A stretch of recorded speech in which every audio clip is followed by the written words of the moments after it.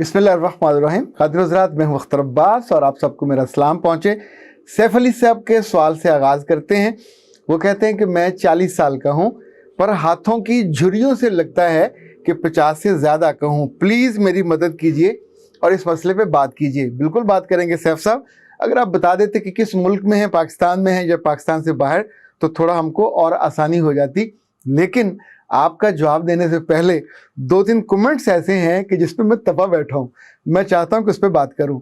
तहमीना ने लिखा है कि आप क्या बात कर रहे हो, अर्तुगल की सारी लड़कियों की जॉ लाइन, ये इसे कहते हैं जॉ लाइन जो उन्होंने बनवाई हुई है और तुर्की में सब ये करवाती हैं। आप हमें यहाँ झुर्रियों का बता रहे हो, आप हमें चेहरा ठीक करने का बता रहे हो। तो सीधा सीधा बंदा तुर्की जाए और जाके किसी डॉक्टर से ऑपरेशन कराए और इसको ठीक करा ले।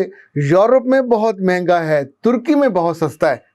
तहमीना बीबी, मैं आपको सच कहूँ, आपका ये कमेंट पढ़ने के बाद मेरे 12, 13, 14 तबक रोशन हुए कि कैसे कैसे इल्मी, अदबी और पढ़े लिखे लोगों से वास्ता पड़ा। एक ज़माने में फ्रांस में इनकलाब आया, सब लोग भूख से मर रहे थे और जाके उन्होंने बादशाह के महल के बाहर जुलूस निकाल दिया। तो मलका मोहतरमा खाना खाती बाहर आई और पूछा कि ये गरीब गुरबे क्यों शोर मचा रहे हैं। तो वजीर ने कहा कि इनके पास खाने को रोटी नहीं है। तो मलका ने कहा, अच्छा रोटी नहीं है तो क्या हुआ, इन्हें को जाके केक खाएं, केक नहीं मिलता तो जाके ब्रेड ले लें। अब इनफैक्ट जिस मलका को ये इल्म नहीं था कि ब्रेड और केक महंगा होता है, रोटी सस्ती होती है, वहाँ तो गंदम की रोटी दस्तयाब नहीं है, वो केक कहाँ से खाएं। तो ऐ अल्लाह की बंदी, यहाँ लोगों को जान के लाले पड़े हुए हैं और मुश्किल अपनी ज़िंदगी वो गुजार पाते हैं और आप उनको मशवरा दे रहे हो तुर्की जाने का। तुर्की जाने का मतलब समझते हो? 1.5 लाख रुपया टिकट और वहाँ 5 से 7 लाख रुपए इसका खर्चा, और जहाँ रहोगे वो मामे का घर तो नहीं है।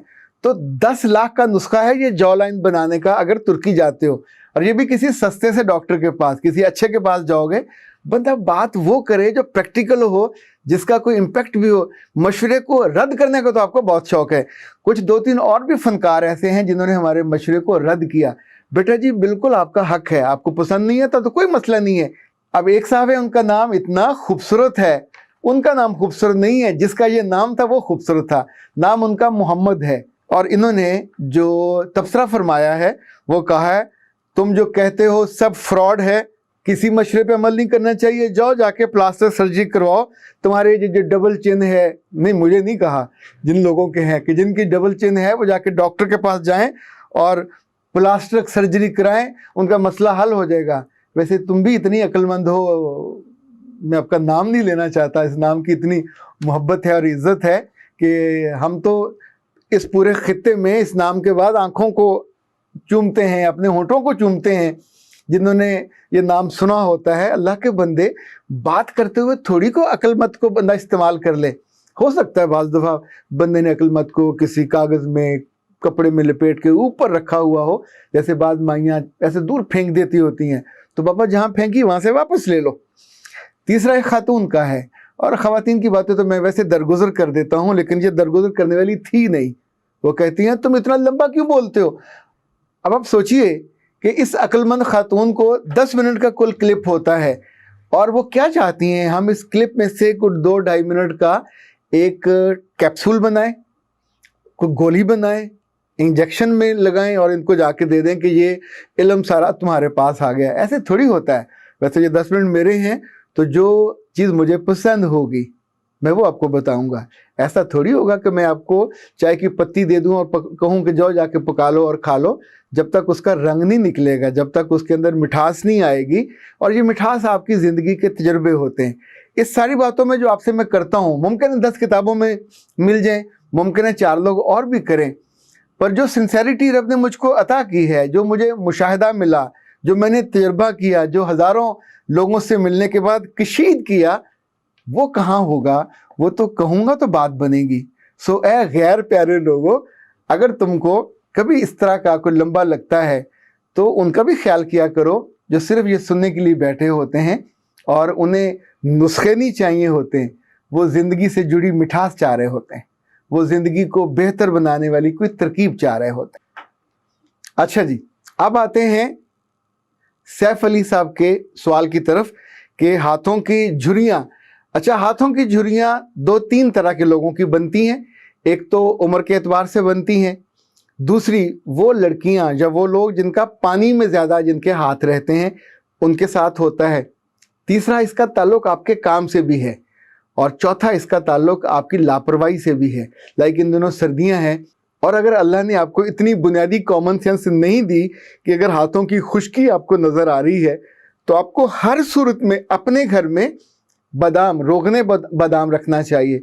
आपको हर सूरत में अपने घर में रोगने जैतून रखना चाहिए, और आपको हर सूरत में अपने घर में गिरी का तेल रखना चाहिए। और जब आप बाहर जाने लगें 2 कतरे चाहिए होते हैं। अच्छा, 2 कतरों का मतलब सिर्फ 2 कतरे नहीं है, इतना तो ज़रूर कर लीजिएगा कि हाथ थोड़ा सा यहाँ लगे। फिर आप अपने हाथ को यूँ थोड़ा गर्म करेंगे और उसके बाद आप इसको यूँ रब कर लेंगे। एक तरीका ये है। दूसरा, रात को सोने से पहले आप बादाम का ऑयल लें और अपने हाथ पे यूं लगाने के बाद आप इसको यूं करेंगे, इस साइज पे और इस साइज पे, ताकि आपकी जो जिल्द है इसको आपने यूं नहीं करना, ये झुर्रियाँ बढ़ जाएंगी। और इसको ये भी नहीं करना, इसको आपने यूं दोनों साइडों पे, अगर आप इसको भी करना चाह रहे हैं, अच्छा, उस ऑयल को आप यहाँ भी लगाएंगे, इन जगहों पे भी लगाएंगे, और यहाँ तक जहाँ तक आपका ये हाथ का जोड़ है यहाँ तक लगाएंगे। दिन में 3 दफ़ा लगाइए। ये जितनी रेगुलर आप करते रहेंगे तो इंशाअल्लाह अज़ीज़ आपकी झुर्रियाँ एक तो पहले बढ़ने से रुक जाएंगी। सबसे पहला कमाल यही होगा इस ऑयल का कि आपकी झुर्रियाँ बढ़ने से वहीं स्टॉप हो जाएंगी। और दूसरा, ये काम दिनों में नहीं होगा, इसको चंद हफ्ते लगेंगे और फिर आपकी जो झुर्रियाँ हैं हाथ की वो बिल्कुल यूँ हो जाएंगी कि उस पर कोई झुर्री नज़र नहीं आएगी। अच्छा, कुछ लोगों के हाथों पे लकीरों का जाल होता है, याद रखिएगा, ये परेशानियों का जाल होता है।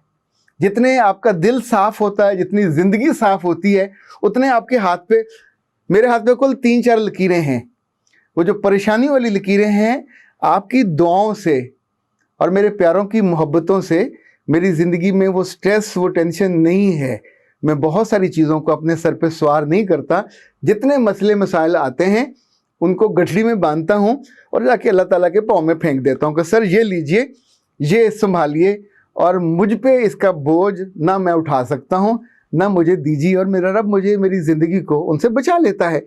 याद रखिए, मसला जहाँ से आता है हल वहीं जाएगा। एक और हल है आपके हाथों की झुर्रियों का, वो होता है लोग बेबी लोशन लगाते हैं या लोशन लगाते हैं, तो गुजारिश ये है कि लोशन में भी केमिकल होता है। आपके हाथों की झुर्रियों को लोशन नहीं रोक सकेगा, सीरम रोक सकेगा।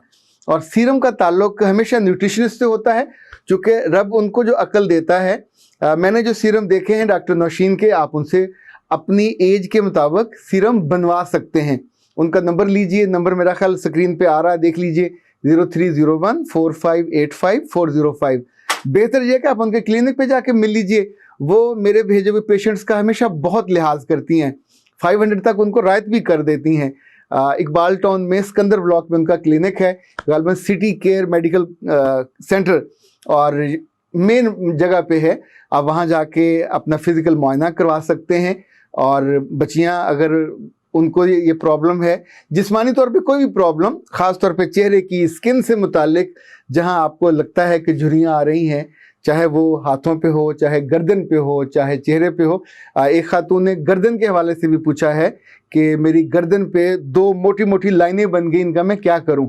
बेटा जी, इनकी भी एक्सरसाइज, एक हल्का सा मैंने तज़किरा किया था।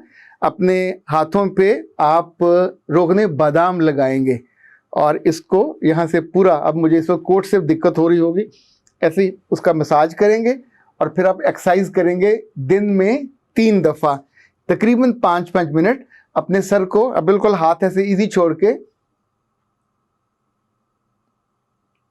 गर्दन नीचे लाएंगे, साथ साथ आप गिनती करते रहेंगे 10 वाली।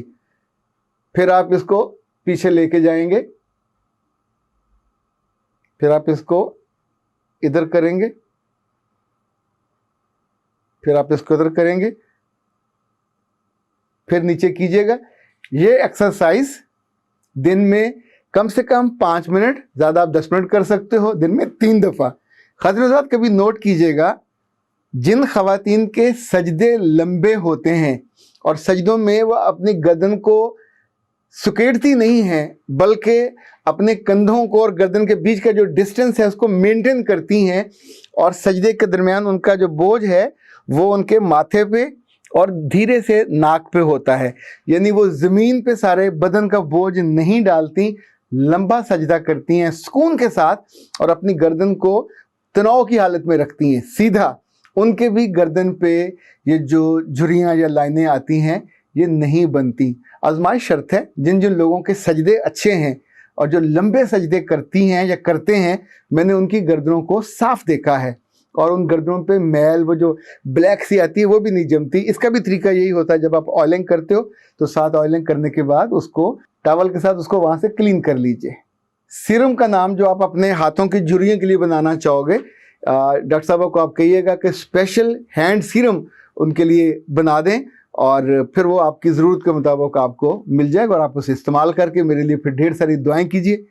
आप भी खूबसूरत रहो, आपके हाथ भी खूबसूरत रहें, और आपकी ज़िंदगी भी खूबसूरत रहे।